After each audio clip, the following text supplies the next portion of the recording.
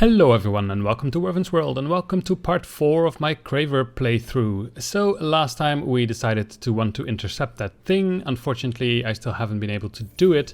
It's this one here, send a fleet to intercept the hostile Craver. Use the fleet action guard when your fleet orbits the same system as the mysterious vessel, which we want to do. So we want to go there. And also, I've been playing around a little bit with another save game to try and figure out how this propaganda works. And basically, at the moment we have these representatives, and they're a bit unhappy. As you can see, we get a -12 from not leading political parties in system, because at the moment the political party that leading it is the Pacifist. So they don't feel represented well enough, and that's why they're a bit angry, and that's why our happiness goes down.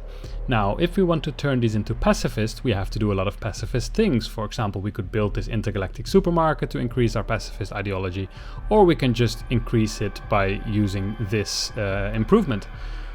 That will mean that this bar of the pacifist will start filling up, and then when the next election is, which is in 16 turns I think, yes, then everyone has to decide, these representatives have to decide what they will become. And if basically this will be completely pacifist, then I will have 4 pacifist representatives, and then I will actually get a plus, I think 8, I think it's +2 per representative happiness bonus instead of a -12. So basically I would gain 20 happiness, which would be great.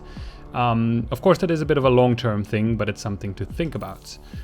So we will be intercepting this. We're going for the baryonic shielding in order to...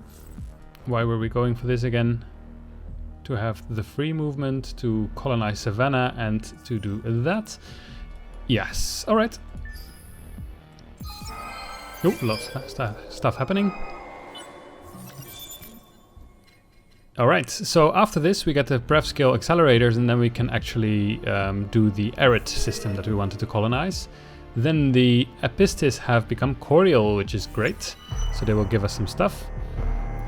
This is about a brief survey, and the dead are dead. And even if this might be somewhat a disrespectful act, your empire needs the dust.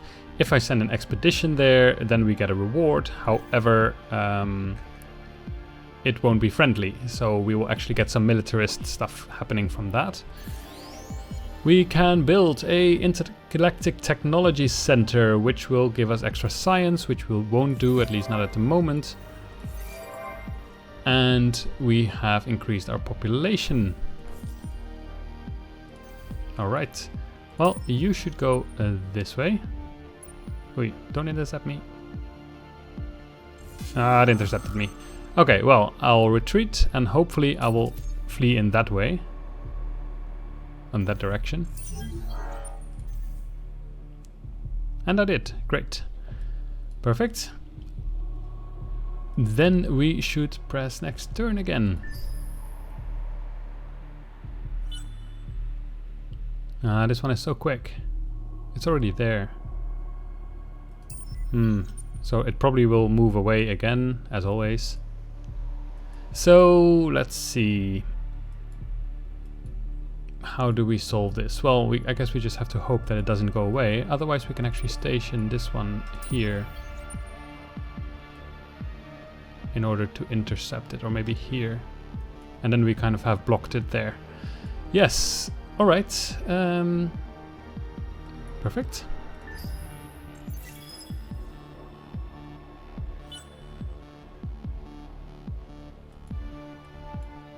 What are you going to do?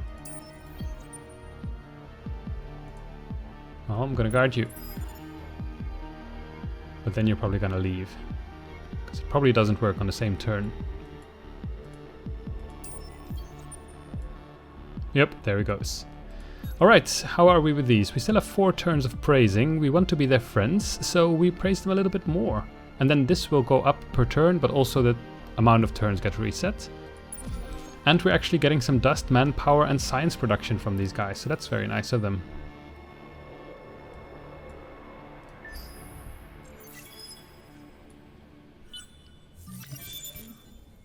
Alright, so now the question is, do we want to research this efficient shielding? I'm not entirely sure yet. Some extra influence is kind of nice as well for later on. we have happiness per system level, but in order to increase our system level, we need to actually increase it. So do we have anything cool? This gives us extra food, which is not bad. This one gives us extra science, and this gives us ship buyout reduction. Let's go for the food for now, because then we can actually immediately upgrade it. So now if we make a system level 2, then we immediately get that extra food output and our growth will increase. Now we can actually colonize these arid systems as well. This one has micro factories, which actually gives us more happiness. So we really want to go for this one, even though the planet type will give us a -10. The reason for that is we just researched this, this one here, which gives +5 on planets. And I figured out how it works. I was just not looking carefully enough. As you can see here, we get a +10 from planet. So +5, +5. In this system, we get a -5 from planet, and that's because we get +5, but then we also get a -10 because of this planet. So yeah, it all works out. So actually I thought it was a bug, but actually everything is just working fine. So what would we get from here? Also -5 and then +5 again. So this wouldn't help us with the happiness very much. So maybe we just leave them here to grow a bit more. What we could do, once we upgrade this one to level 2, we can start sending some of these populations to the other planets. So maybe we would like to do that. All right, so let us... This one is guarding and you guard here. And then hopefully we can intercept this guy once and for all. Great. The question is, do we already want to be friends with these? We could, I guess. It wouldn't cost us that much influence to start increasing it. He's fleeing now. This one is the Pilgrims that gives us extra science. And this one gives us extra production and money on happy. The question is, can we get them to be happy with us?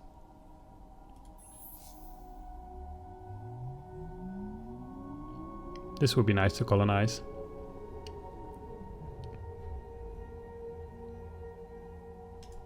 Even though they're tiny.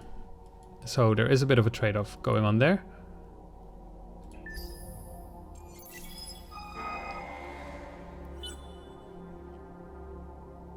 Event end, mind matters. Oh, so we don't get the extra happiness on Corena anymore. Yay! Great, we did it. The Craver vessel attempts to battle through your blockade, but your forces remain resolute. After days of protracted combat, it finally runs out of power and your forces board. Great. Now we get Dark Glitter, 60 of it. Bring the Craver ship back to your home system for analysis. We get a Hive Hole. No upkeep cost for assigned heroes in this system. Okay. We can do that. So that would be this one here. Great, now we actually finally finished that quest. Unfortunately our happiness went down now, but we're still at content, so that's fine. So now you can continue doing anomalies. Do we have any special ones close by? Yes, oh, okay, I'm being too quick again, because we have this one here. Well, then you can go to Bertus here. If we search for this anomaly, then we actually get more happiness per turn, because somehow they like it, if we do that. Alright, in one turn we'll finally have this, so we actually get +25 happiness, and that will immediately give us more dust and science for a while, which is good.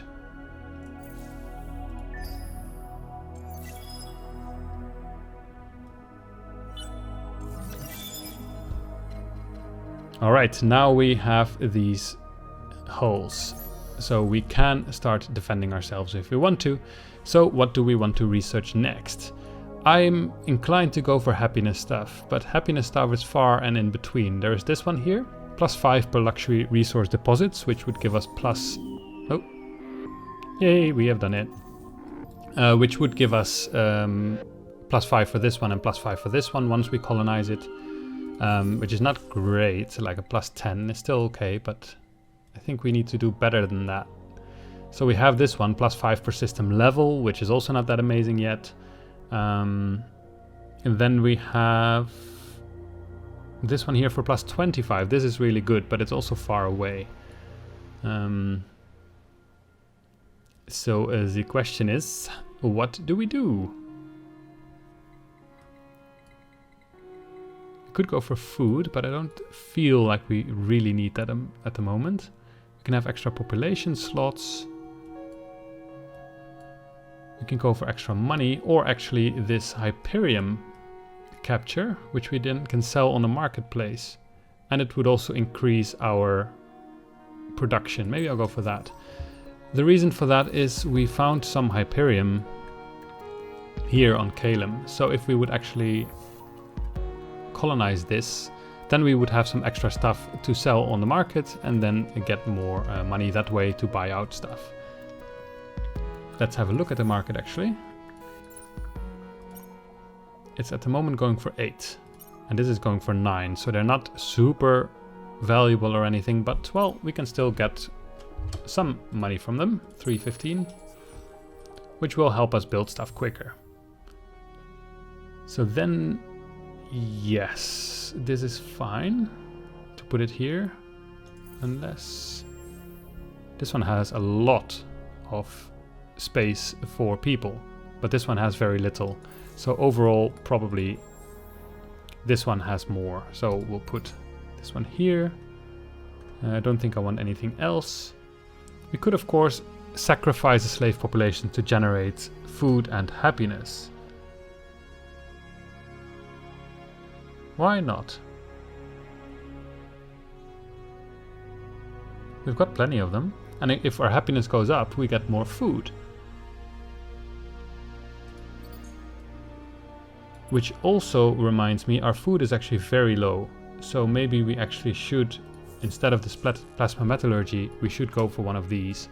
So either we could go +10 per planet, +5 per hot, +5 per cold, or extra percentage, or +4 per person.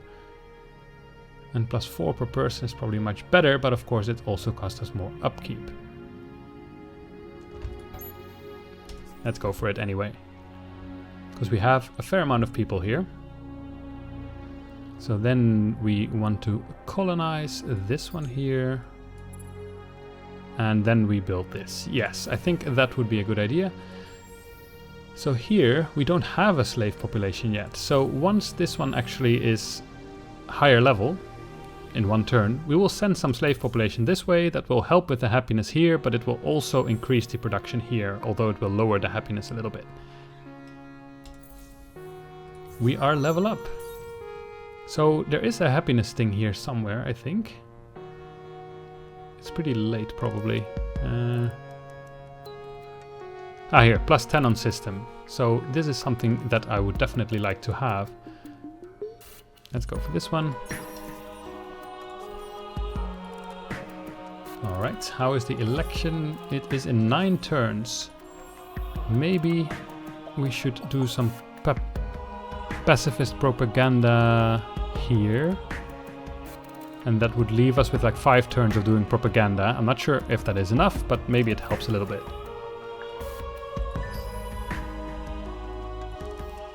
As you hopefully can see from this playthrough, I'm not entirely sure what I'm doing. I'm still trying to figure everything out, but I hope that in the end we'll figure everything out and actually get somewhere.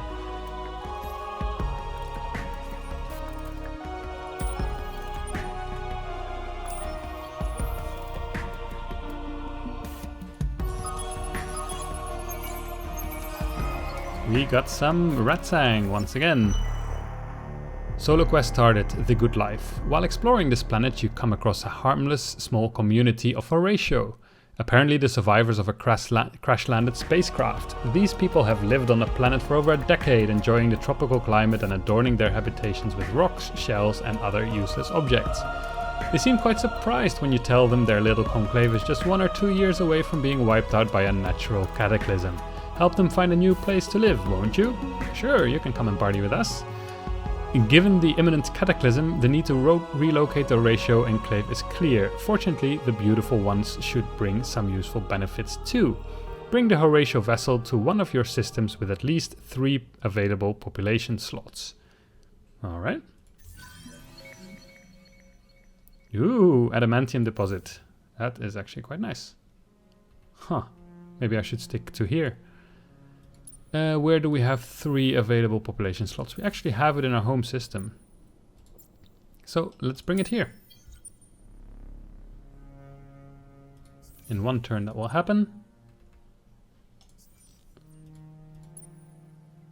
So how do we do this? Bring the Craver ship back to your home system for analysis. Use the fleet action disband to garrison the ship for further study. Which is here. There we go. Your bishops report this ship is Craver, but of an ancient and strange design. Regardless of its age and configuration, the power of the virtual endless crawls in every bit of circuitry, every inch of the hull. And in the ship's hold, you find an exoskeleton that was once inhabited by a virtual endless. Bringing the exoskeleton down to the surface, your bishops integrate the virtual technology into your factories. Your drones work faster and harder with the whispers of their ancient masters once more in their ears. Something is out there, calling to them. Reward. Hive hole. No upkeep cost for assigned heroes in this system. Alright. Is this already built, I wonder? Or can we build it? The virtual's ancient body hangs in the ruins of the homeworld, chains stretching out from its body to the high ceilings of what other species might say resembles a cathedral. Its presence seems to act as a relay for some kind of signal, one heard by every Craver across the galaxy. It consists of only one phrase, heard out of the mouth of Craver across the galaxy. Return to the nest, little wasps. You must track this signal at its source. Either we can obtain 2 marked systems, and then we get an infinity shield. Ooh, nice. Quite good. Or we can restore it. Build the synchronous hives in one of your systems to restore the virtual consciousness. Well, that already sounds better like a pacifist, so let's go for that. Let's see what it actually gives us. It gives us a hero, a guardian, Rayarin Sias. He is religious, not pacifist unfortunately, but yeah, that also sounds like a good reward. So we built a synchronous hive in one of our systems to restore the virtual consciousness. To track the signal to its source, the priority should be to fully restoring the virtual consciousness. A specialist operation will need to be assembled, overseen by the right bishops. Yes. However, we will not look into that today because I will put this episode to a close, but I hope you had fun and see you next time.